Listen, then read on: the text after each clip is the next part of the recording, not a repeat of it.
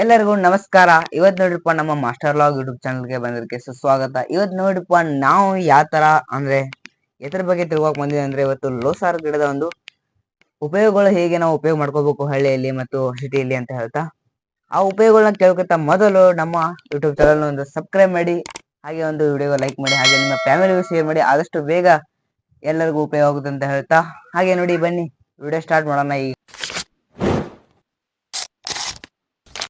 ಲೋಳೆಸರ ಇದು ಒಂದು ಇತರೆ ಜಾತಿಯ ಒಂದು ಗಿಡ. ಹಾಗೆ ಇದು ಒಂದು ಹುಟ್ಟಿದ್ದು ಉತ್ತರ ಆಫ್ರಿಕಾದಲ್ಲಿ.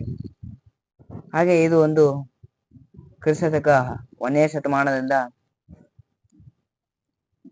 ಸಸ್ಯದಲ್ಲಿ ಒಂದು ಗಿಡಮೂಲಿಕೆಯಾಗಿ ಬಂದಿದೆ. ಹಾಗೆ ನೋಡಿ ಇದರ ಒಳ್ಳೆಯ ಉಪಯೋಗ ಏನಂದ್ರೆ ತಲೆ ಕೂದಲಲ್ಲಿ ಹೆಚ್ಚು ಹೊಟ್ಟು ಎಲ್ಲ ಇರ್ತದೆ, ಹೊಟ್ಟು ಬಾಳ ಆಗತ್ತಿರ್ತದೆ. ಹಾಗೆ ನೋಡಿಪ್ಪ ಇದರ ಒಂದು ಜೆಲ್ಲು ತಲೆಗೆ 10 ನಿಮಿಷ ಹಚ್ಚಿ ಆಮೇಲೆ ಉಗುರು ಬೆಚ್ಚಗೆ ಇರುವ ಒಂದು ನೀರಿಂದ ತೊಳ್ಕೊಂಡು ಹಾಗೆ ಒಂದು ಕಂಟಿನ್ಯೂ ಮಾಡಿದ್ರೆ ಅದು ಹೊಟ್ಟು ಕಡಿಮೆ ಆಗಬಹುದು. ಹಾಗೆ ನೋಡಿಪ್ಪ ಎರಡನೇ ಉಪಯೋಗ ಏನಂದ್ರೆ ನೋಡಿ ಬಹಳ ಪ್ರಮುಖವಾಗಿದೆ ಕೇಳಿ. ಹಾಗೆ ನೋಡಿಪ್ಪ ಒಬ್ಬೊಬ್ಬರಿಗೆ ಚರ್ಮ ರೋಗ ಇರ್ತದೆ. ಅದಕ್ಕೆ ಏನ್ ಮಾಡ್ಬೇಕಂದ್ರೆ ಇದರ ಒಂದು ಜಲ್ಲು ಮತ್ತೆ ಅರಿಶಿನ ಮತ್ತು ಪುಡಿ ಹಾಕಿ ಆ ಜಲ್ಲು ಅದಕ್ಕೆ ಹಚ್ಚಬೇಕು ಔಷಧಿಯಾಗಿ ಒಂದು. ಆಮೇಲೆ ಅದನ್ನು ನೀವು ಬಿಸಿನೀರಿಂದ ತೊಳೆದ ಮೇಲೆ ಒಂದು ಚರ್ಮ ರೋಗವು ನಿವಾರಣೆ ಆಗ್ಬೋದು.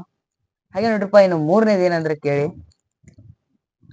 ಮತ್ತೆ ನಿಮಗೊಂದು ಸುಟ್ಟ ಗಾಯಗಳು ಇರ್ತವೆ. ಆ ತರ ಅಂದ್ರೆ ಒಮ್ಮೆ ಏನೋ ಒಂದು ಬೆಂಕಿಯ ಆಟ ಮಾಡಕ್ ಹೋಗಿ ಕೈ ಸುಟ್ಬೋದು, ಏನೋ ಕಾಲು ಸುಟ್ಬೋದು ಮಾಡಿರ್ತೇವೆ.